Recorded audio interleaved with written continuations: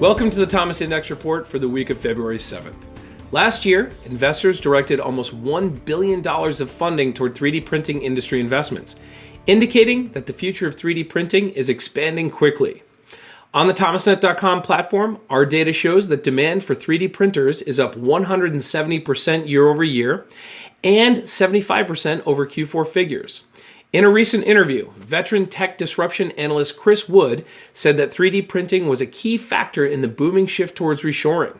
By allowing for easy prototyping and agile optimization, 3D printing is, quote, ready for prime time, he said, and will see a surge in growth in the near term.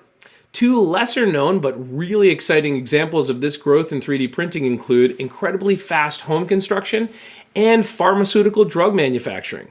Last month, Habitat for Humanity built its first 3D printed house in Virginia. The concrete walls were printed in just 28 hours, beating standard construction timelines by almost a month. By using concrete reinforced with steel beams instead of the standard wood building materials, which would have been substantially more expensive because of the ongoing supply chain disruptions, the project's contractor saved an estimated 15% per square foot on the 1,200 square foot home. After the success of that project, Habitat plans to build more homes in Virginia using the same technology, and other states like Oregon are eyeing similar solutions for their housing challenges. Another exciting application of 3D printing is in the production of pharmaceuticals. While there is currently only one 3D printed drug available on the market, others have recently been granted FDA investigational approval.